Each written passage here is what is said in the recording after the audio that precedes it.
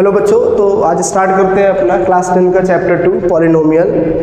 जैसे कि हम लोगों ने रियल नंबर बहुत बेसिक और बहुत अच्छे से पढ़ा है, उसी प्रकार से पॉलिनोमियल को भी सारे टॉपिक के साथ A to Z कवर करेंगे। और जैसे इस टॉपिक को कवर कर पाएंगे फिर टॉपिक वाइज क्वेश्चन को भी लगाते चले जाएंगे। पहले नोट्स बना लीजिए, सारे कंसेप्ट क्लियर होने चाहिए, क्वेश्चन आपको आ जाएंगे अगर आपके कंसेप्ट क्लियर है तो हम लोग क्या क्या कवर करने वाले हैं पहले ये देख लेते हैं। हम ये सारे टॉपिक आज कवर करने वाले हैं, ठीक है, पार्ट वाइज बनाकर जो चीज़ें समझ में आ जाए, जितना आ जाए उतना करेंगे। तो व्हाट इज पॉलिनोमियल?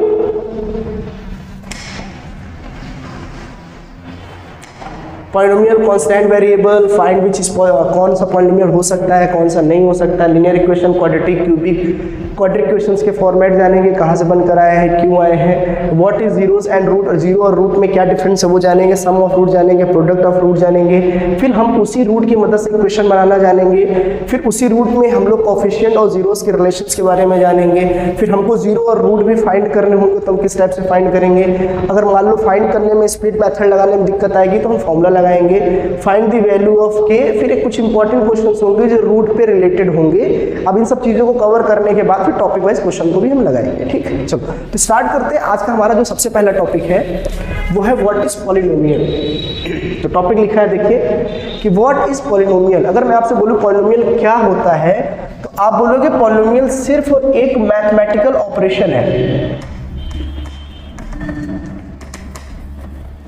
मैथमेटिकल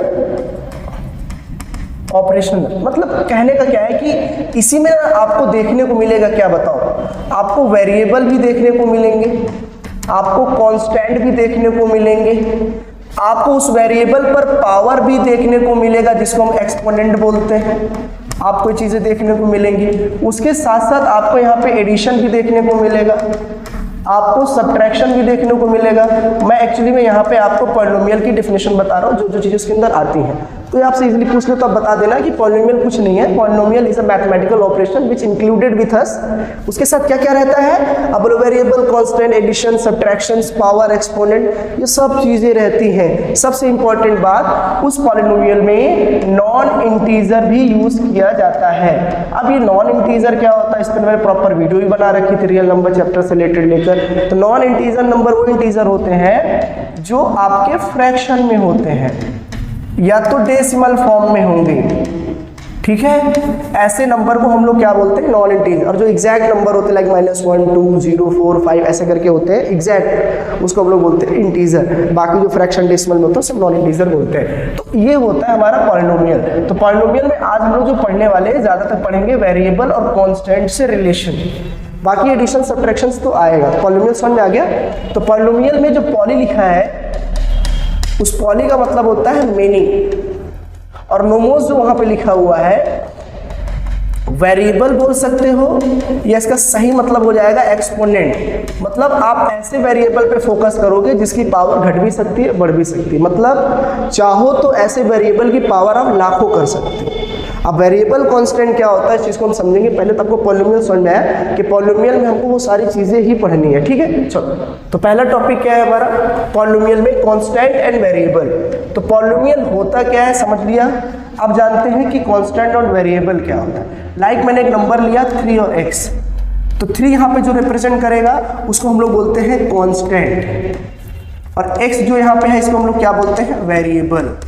सबसे इंपॉर्टेंट बात यही होती है कि पॉलिनोमियल में जब भी कोई या वैल्यू लिखोगे या नंबर लिखोगे, इन दोनों का होना बहुत ज़रूरी है। इन दोनों का होना ही ज़रूरी है। इसका मतलब ये है कि ये दोनों जब भी आएंगे साथ आएंगे, अलग कभी नहीं हो सकते हैं। कोई भी आप इंडिविजुअली नंबर भी लिख लोगे ना समझने के लिए, जैसे 3x लिखा है कांस्टेंट एंड वेरिएबल में, तो समझना ध्यान से क्या बोलने वाला हूँ। अगर मैं केवल एक नंबर लिख दूँ तो आप बोलोगे सर ये कांस्टेंट है, समझना अच्छे से। अगर मैं 14x लिख दूंगा तो आप बोलोगे सर इसमें कांस्टेंट प्लस वेरिएबल दोनों है। और केवल मैं अगर x लिख दूंगा तो आप बोलोगे सर इसमें वेरिएबल है। मैं कहूंगा नहीं, जहां रहेंगे ये दोनों साथ रहेंगे, अलग नहीं हो सकते। फिर आप यहां नोट डाल के इस चीज को समझना कि किसी की भी पावर अगर 0 कर दूं तो वैल्यू क्या आती है, हमेशा 1। किसी नंबर का भी पावर अगर 0 कर दूं तो वैल्यू क्या आती है 1, मतलब 1 का मल्टीप्लाई किसी के साथ करोगे वो आउटपुट वही आएगा जो अपोजिशन में रहता है। लाइक 1 का इंटू मैं 0 से कर दूंगा तो 0 पे ही फोकस करना है, 1 का इंटू अगर मैं 10 से कर दूं तो 10 पे ही फोकस करना है, 1 का इंटू अगर मैं राम से कर दूं तो आपको राम पे ही फोकस करना है। इसका मतलब ये है कि 1 जिसके साथ मल्टीप्लाई होता है अपोजिशन वाले को यानी कि अपोजिट नंबर को ही ज्यादा वैल्यू दे देता है। तो वही चीज यहाँ जानना है कि 3x में कांस्टेंट है बट आप बोल रहे हो कि पॉलिनोमियल में कांस्टेंट और वेरिएबल दोनों साथ चलते हैं, तो कहाँ चलते हैं? देखो मैं अगर 3 की बात करूं तो 3 एक एग्जैक्ट कांस्टेंट नंबर है, बट अगर मैं चाहूं तो इसके साथ अगर मैं x की पावर 0 लगा दूं तो अभी मैंने आपको बताया x की वैल्यू 0 अगर मैं मान लेता हूं, क्योंकि x बोला ना x तो वेरिएबल है ही है और 0 लगा रहे हो मतलब उस पर एक्सपोनेंट लगा रहे हो पावर, पॉसिबल है कि x की वैल्यू 0 नहीं हो सकती? आराम से हो सकती है। तो आप बोल सकते हो कि यहाँ पे जैसे ही सर आपने x की वैल्यू 0 लेट कर ली, इसका मतलब ये है कि बनेगा 3 into 1, आंसर कितना आ गया 3, मतलब 3 में भी कहीं ना कहीं वेरिएबल छिपा होता है, क्योंकि x की पावर 0 मानेंगे तो सर 1 आता है और 1 रखने से वैल्यू चेंज नहीं होती है। अब यहाँ पे तो आपको दिख ही रहा है कि ये कांस्टेंट है और यहाँ आपको दिख ही रहा है वेरिएबल है, तो इस पे ज़्यादा ध्यान देने की जरूरत नहीं है। लेकिन लास्ट वाले नंबर पे अगर आप देखोगे ना यहाँ पे, तो यहाँ पे 3 लिखा हुआ x लिखा हुआ है, वेरिएबल तो दिख रहा है, लेकिन अगर 3 की पावर अगर मैं 0 ले लूँ समझने के लिए तो 1 into x बताओ ये कितना आ जाएगा x, मतलब दुनिया में वो सारे नंबर ही आपके पॉलिनोमियल होते हैं, चाहे वेरिएबल दिखे, चाहे कांस्टेंट दिखे और चाहे ना दिखे। यहाँ पे वेरिएबल नहीं दिख रहे थे फिर भी इसको पॉलिनोमियल माना क्योंकि वेरिएबल इसके पीछे छिपा हुआ था। यहाँ पे वेरिएबल दिख रहा था फिर भी हमने इसको पॉलिनोमियल माना कि उसके से आगे कांस्टेंट छिपा हुआ था। छिपा हुआ का मतलब क्या होता है? सबके साथ हिडन 1 तो होता ही है ना। तो ये चीजें हम लोगों ने जाना कांस्टेंट और वेरिएबल का रिलेशन। कांस्टेंट हमेशा न्यूमेरिकली टर्म में होते हैं, हमेशा न्यूमेरिकल टर्म में होते हैं, और वेरिएबल हमेशा अल्फाबेटिकल टर्म में होते हैं। समझना ध्यान से। अब एक चीज समझने वाली बात, अल्फाबेटिकल टर्म मतलब क्या होता है? Small letter. तो क्या ये स्टेटमेंट एकदम सही है कि कांस्टेंट हमेशा न्यूमेरिकल टर्म में होता है? नहीं, कभी नहीं, ऐसा नहीं। तो कांस्टेंट आपका न्यूमेरिकल टर्म के साथ साथ अल्फाबेटिकल में भी हम लोग रिप्रेजेंट कर सकते हैं, ठीक है। अब वो कैसे करते हैं? मान लो मेरा मन कर रहा है कि मैं ax² लिख दूं, तो अब बताओ ये मेरा कांस्टेंट कहलाएगा और ये इधर वाला क्या कहलाएगा? मेरा वेरिएबल कहलाएगा। इतनी बातें आपको याद रखनी है। अगर आप ये समझ पा रहे हो तो कांस्टेंट और वेरिएबल का रिलेशन आप जान पाए। और ये चीज़ समझ में नहीं आ रही तो अभी हम आगे कंटिन्यू करेंगे तो चीज़ें आपको आराम समझ में आ जाएंगी, ठीक है। अगला टॉपिक क्या है? How to find a polynomial. आप पॉलिनोमियल कैसे फाइंड करोगे, है ना। जैसे पढ़ाई पे ध्यान दोगे तो चीज़ें आपको समझ में आ जाएंगी, है ना। ऐसा कहा जाता है लक्ष्य को वही पाते हैं जिनको मेहनत करना आता है, और मेहनत उन्हीं को करना आता है जिनको सीखने की ललक होती है। ललक मतलब जानते हो? क्यूरियोसिटी। जिसके अंदर सीखने की क्षमता होती है, जिज्ञासा होती है, वही इंसान अपने लक्ष्य को पा जाता है। समय लगता है लेकिन पाने में पाना ही है, उसका एक ही मकसद है तो वो पाके रहता है चाहे जो हो जाए। आपके जीवन में ऑप्शन बहुत हो सकते हैं लेकिन उसके जीवन में ऑप्शन नहीं होते, उनको बस एक ही ऑप्शन था, पढ़ना है, पढ़ के मुझे सफल होना है। तो शायद अगर वो पढ़ते हैं तो सफल हो जाते हैं, लेकिन जो ऑप्शन बना के रखते हैं ना, ये नहीं तो वो सही, वो नहीं तो फिर वो कोई और सही, ये चीज़ नहीं करूँगा तो वो चीज़ तो कर ही लूँगा। तो खुद के कमियों को पहले पहचान लो, इधर उधर भागो मत, है ना। भागते वही हैं जो डरपोक होते हैं या जिनके अंदर क्षमता नहीं होती किसी चीज़ को पाने। तो आपके अंदर पोटेंशियल है, आप सिर्फ पढ़ो बस। How to find a polynomial, इसका मतलब क्या होता है कि पॉलिनोमियल कैसे फाइंड करेंगे। तो आप समझना, अभी मैंने बताया ना पॉलिनोमियल वो होता है जिसमें आपका कांस्टेंट प्लस वेरिएबल दोनों हो। फिर एक चीज मैंने आपको चीज बताया कि पॉलिनोमियल आइडेंटिफाई करने के लिए कांस्टेंट इंपॉर्टेंट नहीं है, इंपॉर्टेंट है वेरिएबल। बस हमें वेरिएबल पे फोकस करना है। तो वैसे कौन से पार्ट होते हैं जहां पे आइडेंटिफाई कर लेना आसान हो जाता है वो पॉलिनोमियल है कि नहीं है। जैसे मैंने अगर 3x लिखा है तो आप बोलोगे सर ये पॉलिनोमियल है, लेकिन अगर 3/x लिख दिया तो आप बोलोगे ये पॉलिनोमियल नहीं है। क्यों? क्योंकि 3/x को अगर आप चाहो तो ऊपर ले जाके 3 की पावर 3 = x की पावर क्या लिख सकते हो? -1। अब यहाँ तो दिक्कत नहीं होगी ना किसी को कि भाई कोई भी चीज़ अगर नीचे है तो ऊपर जाके पावर माइनस हो जाती है, अगर कोई चीज़ ऊपर है तो नीचे आके पावर माइनस हो जाती है। इसका मतलब ये है कि जैसे ही किसी भी वेरिएबल का, पहला स्टेटमेंट क्या निकला, किसी का वेरिएबल का एक्सपोनेंट अगर वो किस में चला जाए, नेगेटिव में चला जाए, लेकिन किस पोजीशन पे रहना चाहिए इसको, न्यूमरेटर। अगर वो न्यूमरेटर पोजीशन पे है, न्यूमरेटर डिनोमिनेटर जानते हैं ना, ऊपर जो होता है न्यूमरेटर, नीचे क्या होता है डिनोमिनेटर। अगर न्यूमरेटर पोजीशन पे रह के वेरिएबल अगर नेगेटिव दिखा रहा है, इसका मतलब कि वो कभी भी पॉलिनोमियल नहीं हो सकता है। फिर दूसरा स्टेटमेंट, मान लो मैं 3 की पावर 3/x की पावर 2 लिख दूं, तो ये ऊपर जाके 3 = x की पावर क्या बन जाएगा 2, तो ये पॉलिनोमियल बन गया। तो दूसरा स्टेटमेंट क्या है कि वेरिएबल अगर मेरा वेरिएबल का एक्सपोनेंट निगेटिव हो चलेगा, लेकिन कब, जब मेरी वैल्यू कहाँ चली जाएगी बताओ, जब मेरी वैल्यू कहाँ चली जाएगी, डिनोमिनेटर में चली जाएगी। डिनोमिनेटर में जाएगी तो ऊपर जाके अपने आप को पावर को पॉजिटिव बना लेगा। ये दो कंडीशन हो गया कि अगर वेरिएबल ऊपर ही है और निगेटिव है तो पॉलिनोमियल कभी नहीं हो सकता, वेरिएबल अगर नीचे है और निगेटिव है तो वो हो सकता है, और वेरिएबल नॉर्मल ही लिखा है ऊपर तो कोई फर्क नहीं पड़ता है, जैसे कि 3x² 14x3 15x की पावर 100 ये ऊपर ही लिखे और पॉजिटिव लिखे हैं तो इसमें कोई दिक्कत नहीं, ये पॉलिनोमियल कहलाएगा। दो स्टेटमेंट तो हमने ये जाना। तीसरा स्टेटमेंट,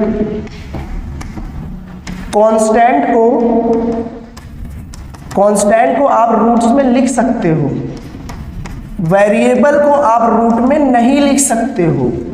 रूट का मतलब जानते हो, स्क्वायर रूट में, इसमें लिख सकते हो, इसको नहीं लिख सकते। जैसे √3x ऐसे लिख सकते हो, लेकिन √3x लिखोगे तो ये पॉलिनोमियल नहीं बनेगा आपका, ये पॉलिनोमियल बन जाएगा आपका।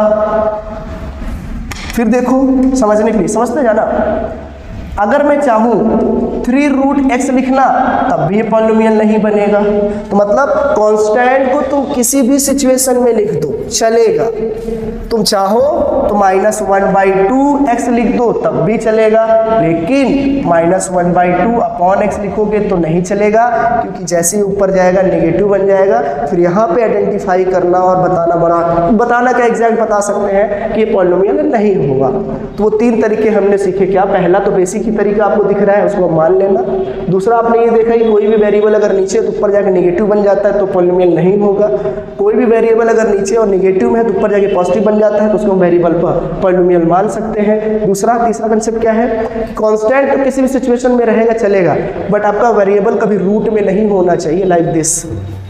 अगर 3√x है तब भी नहीं होगा, 3√x है तब भी नहीं होगा, तो मतलब वेरिएबल अगर रूट के अंदर है तो कभी भी पॉलिनोमियल नहीं हो सकता। ये होते हैं पहचानने के तरीके। आई होप ये चीज़ें आपको समझ में आ गई होंगी। मैं बोला ना, बहुत बेसिक से आराम से एकदम समझा दूंगा। अगर आपने कभी मैथ भी नहीं पढ़ी होगी ना तो आप मुझसे पढ़ के देख लो, चीज़ें आपको बहुत आराम से और प्यार से समझ में आ जाएंगी, है ना। अभी धीरे धीरे करके मैं आपको अपने बारे में बताऊंगा कि मैंने क्या किया है और क्या नहीं किया है ना। तो समझ में आएगा। आपको अपने मेंटर के बारे में जानकारी अच्छे से होनी चाहिए कि आप जिससे पढ़ रहे हो वो कौन है ना। अगला क्या लिखा हुआ है, लीनियर, क्वाड्रेटिक और क्यूबिक। अच्छा, लीनियर क्या होता है? अच्छा, सब कुछ तो पॉलिनोमियल के ही पार्ट है। लीनियर मतलब क्या होता है, समझना ध्यान से, जिसमें आपको मैक्सिमम पहुंचो, लेकिन समझा देता हूं मैं आपको। लीनियर क्या होता है? लीनियर मतलब वो होता है जहां पे आपको मैक्सिमम पावर बोलूं चाहे एक्सपोनेंट बोलूं, आपको कितना दिख जाए 1, लेकिन मैक्सिमम पावर जब भी फोकस करोगे इन तीनों का तो सिर्फ आपको वेरिएबल पे ही फोकस करना है। और वेरिएबल तो आपको पता ही है कि 14x लिखा है तो 14 क्या है, कांस्टेंट, और x क्या है, वेरिएबल। तो x यानी कि x के ही पावर को नोटिस करना है। इसका मतलब यह है कि लीनियर में मैक्सिमम पावर 1 होनी चाहिए। और एक चीज बताओ मुझे, अगर मैं x की पावर 1 ले रहा हूं तो क्या फिर अगला x की पावर 0 नहीं ले सकता हूं? भाई इन दोनों इक्वेशन में सबसे बड़ा तो 1 ही है ना। इसका मतलब इन दोनों को जोड़ दूंगा तो ये लीनियर इक्वेशन बन सकता है। तो ये होता है परफॉर्मा। और स्टैंडर्ड फॉर्म आपका किसका होता है? स्टैंडर्ड फॉर्म बोल रहा हूँ, लीनियर इक्वेशन का स्टैंडर्ड फॉर्म है ये।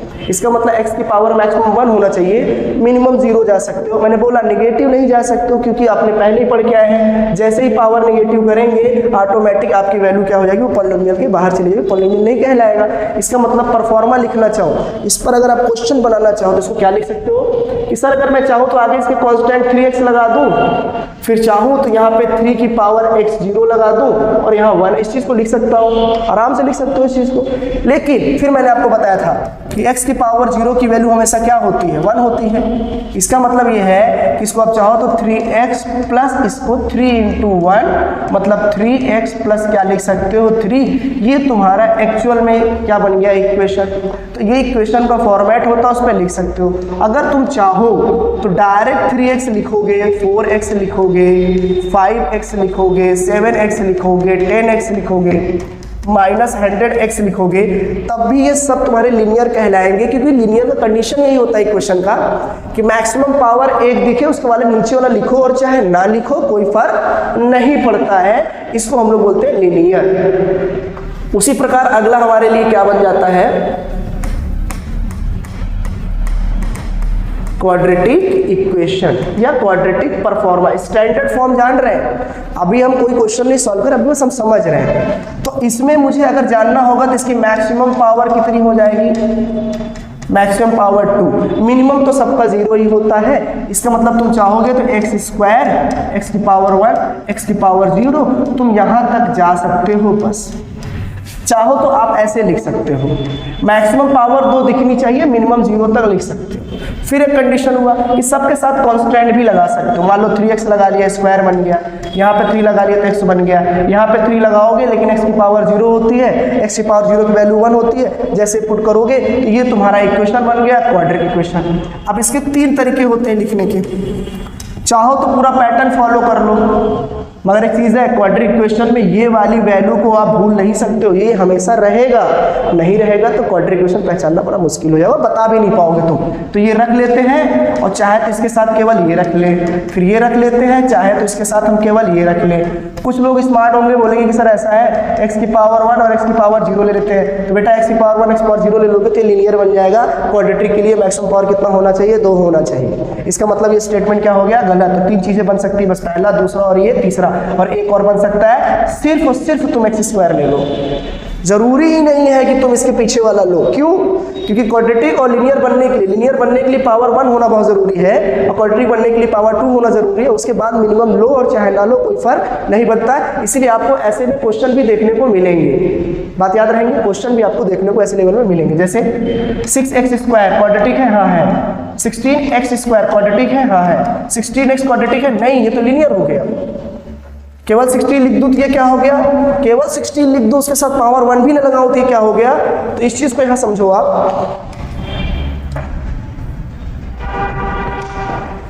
एक चीज और होता है सिर्फ कांस्टेंट। अगर मैं 16 लिख दूं, 14 लिख दूं, 17 लिख दूं, 18 लिख दूं, 100 लिख दूं, 200 लिख दूं, तो ये ना लीनियर है, ना क्वाड्रेटिक है, ना क्यूबिक है, ये सिर्फ और सिर्फ एक कांस्टेंट है। क्योंकि इन सब के साथ तुम चाहो तो x की पावर 0 लगा लोगे तब भी इनका वैल्यू बदलने वाला नहीं है। तो अभी हम लोगों ने लीनियर क्वाड्रेटिक चीजों को अच्छे से समझ लिया है, ठीक है। अब अगला आता है टॉपिक हमारा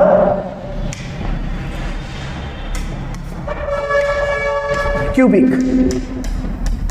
क्यूबिक का फॉर्मेट क्या होता है, तो आप बोलोगे क्यूबिक में मैक्सिमम जो पावर होती है वो कितनी होती है, 3। मतलब तुम चाहोगे x3 लिख सकते हो, x स्क्वायर लिख सकते हो, x की पावर 1 और x की पावर 0। ये होता है इसका स्टैंडर्ड फॉर्म। फिर कई लोग होते हैं जो बोलेंगे इसके साथ a लगा लो, b लगा लो, c लगा लो, इसके साथ d लगा लो। बेटा ये a b c d जो तुम ले रहे हो ना, इसी को हम लोग बोलते हैं कांस्टेंट। क्या बोलते हैं, कांस्टेंट टर्म। तुम कोई ना कोई वैल्यू रखना चाह रहे हो, इसीलिए मैंने बोला था वहां पे कि आपका जो कांस्टेंट है ना वो न्यूमेरिकल प्लस अल्फाबेट दोनों को सिंबलाइज करके लेके चल सकता है। लेकिन वेरिएबल तो हमेशा और हमेशा क्या होंगे, सिर्फ और सिर्फ तुम्हारे क्या होंगे, वेरिएबल होंगे। तो स्टैंडर्ड फॉर्म समझ में आया। तो तुम चाहो इसके साथ 3x क्यूब लिख लो, चाहो तो 3x स्क्वायर लिख लो, 3x लिख लो और फिर 3 लिख लो। ये तो बन गया स्टैंडर्ड फॉर्म। मैं 3 क्यों ले रहा हूँ, बस समझाने के लिए, बाकी तुम कोई भी नंबर ले सकते हो। तो इसके तुम चाहो, लेकिन यहाँ पे क्यूब होना बहुत जरूरी है, बाकी तुम लो और चाहे ना लो। चाहे 3x क्यूब को तुम 3x स्क्वायर के साथ ले लो, चाहे 3x क्यूब को केवल तुम 3x के साथ ले लो, चाहे 3x क्यूब को केवल तुम 3 के साथ ले लो, समझ लो। चाहे तुम 3x क्यूब ही ले लो, 4x क्यूब ले लो, माइनस 14x क्यूब ले लो। बट हाँ, क्यूबिक बनने के लिए आपको क्यूब का होना बहुत जरूरी है, बाकी आपका मन लो और चाहे आप ना लो। तो हम लोगों ने यहाँ पे फोकस किया क्या, कांस्टेंट जाना, क्वाड्रेटिक जाना, क्यूबिक जाना और लिनियर जाना है, और इन सब को हमने जाना है सिर्फ वेरिएबल के बेस पे। इसीलिए तो मैंने कहा था शुरू में कि पॉलिनोमियल जो है वेरिएबल और कांस्टेंट पे ही डिपेंड करता है, और सबसे ज़्यादा डिपेंड करता है आपके वेरिएबल पर। किस पे? वेरिएबल पे करता है। ठीक है, चलो तो ये चीज़ें हम समझ गए हैं। देखो गाइस, तो हम बहुत प्यार से टॉपिक को कवर करते जा रहे हैं। कोई भी चीज़ ऐसे नहीं पढ़ रहे कि समझ में ना आए, एक एक चीज़ पढ़ रहे हैं, ये समझ में आ गया, ये आ गया, ये आ गया, ये चीज़ सारा हम समझ गए। अभी हम समझने जा रहे हैं क्वाड्रेटिक इक्वेशन का फॉर्मेट। ठीक है, चलो अब इसको जब समझ लेंगे तो चीज़ें तुम्हारे लिए आसान हो जाएंगी। जैसे समझिएगा, क्वाड्रेटिक इक्वेशन में हमें जानना क्या है, रूट क्या होते हैं।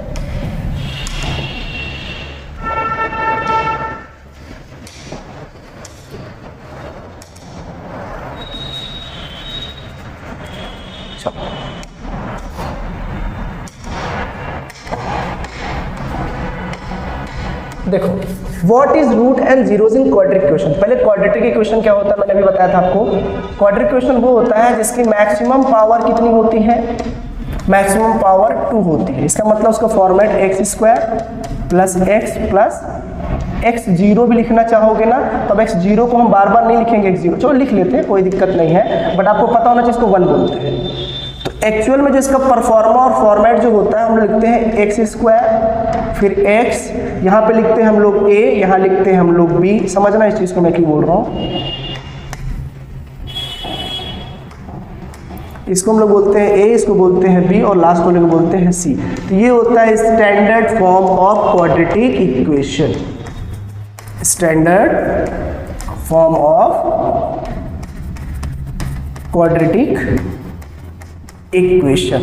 ये चीजें आपको समझ में आ गई कि स्टैंडर्ड फॉर्म है। ठीक है, अब एक चीज समझना है यहाँ पे,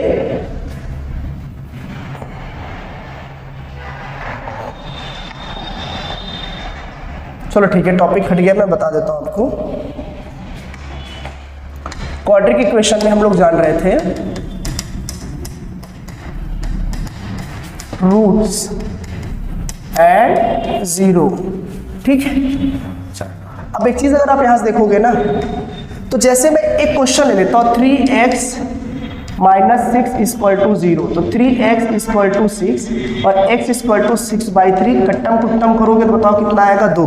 तो आप बोल सकते हो यहाँ से x के जो आंसर आए वो क्या आ गए, तो आप बोलेंगे सर 2 आ गए। तो मैं कहूँगा आंसर 2 आ रहा है, बट x की वैल्यू सिर्फ कितनी आ रही है, 1। क्यों? क्योंकि x की पावर यहाँ कितनी थी, 1। समझना ध्यान से, x के जितने पावर होंगे x की उतनी ही वैल्यू आने के चांसेस बनेंगे। जैसे x की पावर 1 है तो आंसर 1 आया सिर्फ, मतलब 2 आया, लेकिन एक ही बार आया। अब यहाँ पे पावर 2 है, इसका मतलब इसके आंसर 2 आएंगे। अगर x की पावर 3 हो जाएगा, इसका मतलब उसके आंसर 3 आएंगे। तो क्यूबिक में x की जो वैल्यू आएगी वो 3 आएगी, और क्वाड्रेटिक में आपके x के जो आंसर आते हैं वो 2 आते हैं, और जो 2 आते हैं उसी को हम लोग फाइंड करने के लिए, समझना ध्यान से, right, ax² plus bx plus c, ये होता है standard form of quadratic equation. जब आप इसको सॉल्व करोगे, लाइक कोई क्वेश्चन ले लूँ मैं, 3x² plus 14x minus 15, minus plus जो मन करेगा ले लूंगा। तो जब आप इसको सॉल्व करोगे ना बेटा, स्प्लिट मेथड करो, जो मन करे आप वो करो, अब आप करते चले जाओगे ना। इसका मतलब ये है, यहाँ पे ध्यान सुनना, जब आप सॉल्व करोगे तो x के यहाँ पे 2 आंसर आएंगे। तो 2 आंसर आने का मतलब क्या, भी निकालना नहीं, समझो। 2 आंसर आने का मतलब ये है कि x के 2 आंसर आएंगे, तो एक को मैं अल्फा बोल दूंगा और एक को मैं क्या बोल दूंगा, बीटा। बाकी जो आंसर आएगा वो देखा जाएगा, लेकिन वो दोनों आंसर को नाम क्या बोलेंगे, अल्फा और बीटा। और इसी अल्फा और बीटा को हम लोग बोलते हैं रूट्स। क्या बोलते हैं, रूट्स, या तो क्या बोलते हैं हम लोग, जीरोस। समझना ध्यान से, हीरो नहीं बनना है अभी समझो चीजों को। तो इसके जैसे ही आंसर आप निकालोगे तो अल्फा और बीटा 2 आंसर आएंगे।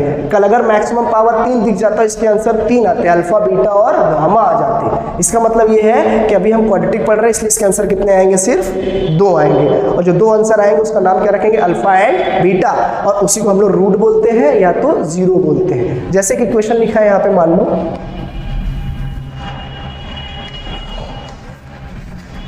13x² प्लस 14x माइनस 90, ये लिख दिया मैंने। फिर मैंने कहा इसके आंसर आएंगे, x के कितने आंसर आएंगे, आप बोलेंगे सर 2 आंसर आएंगे। कैसे पता चला आपको 2 आएंगे, तो बोलो सर पावर यहाँ 2 लिखा है इसलिए इसके आंसर 2 आएंगे। मैंने कहा मान लो मैं यहाँ पे पावर 3 लिख देता, एक्सक्यूज मी, मैंने बोला ना पावर 3 दिख रहा है, बाकी उसकी मैक्सिमम मिनिमम वैल्यू लिखो और चाहे ना लिखो, मैं कहाँ चलेंगे। हाँ, तो कुछ भी लिखो मगर 3 लिख रहे हो, इसका मतलब ये है कि यहाँ पे जो x की वैल्यू आएगी वो अल्फा आएगी, बीटा आएगी और गामा आएगी, मतलब 3 आंसर आएंगे। क्या आएंगे तुम्हारे? 3। तो बहुत आसान है चीज़ों को समझना, बस पावर पे ध्यान दो, जितने पावर होंगे उतने आपकी वैल्यू आएगी। अब हमें पढ़ना ही क्वाड्रेटिक क्वेश्चन है जहाँ पे मैक्सिमम पावर 2 रहेगी, इसका मतलब आपके आंसर भी 2 आएंगे। इसका मतलब एक को अल्फा मान लेंगे, एक को हम बीटा मान लेंगे। तो अभी हम लोगों ने सीखा है, रूट के बारे में जान लिया है, कोई दिक्कत नहीं। अगला, find the sum and product of root. I hope guys तुम्हें यहाँ तक बहुत अच्छे समझ में आया होगा। हम लोगों ने सारे टॉपिक धीरे धीरे करके कवर कर रहे हैं। What is zeros and root आपका ये भी कवर हो गया है। अब हम पढ़ने वाले find the sum and product of root, ये पढ़ेंगे। तो आज के लिए इतना काफ़ी रखते हैं। और गाइस अच्छा लग रहा है तो लोगों को बताइए, समझाइए, पढ़िए। अब ये लेक्चर आपको साल भर मिलने वाले अच्छे से। 2025 के बाद 26 आने वाला है, बोर्ड पेपर होंगे आपके। तो मैं चाहता हूँ कि आप अच्छे से तैयारी करें, अपना भविष्य बनाएं और हम पे थोड़ा सा भरोसा करके चलें। ठीक है, चलो मिलते रहेंगे, मुस्कुराते रहिए, परिवार का ध्यान रखिए।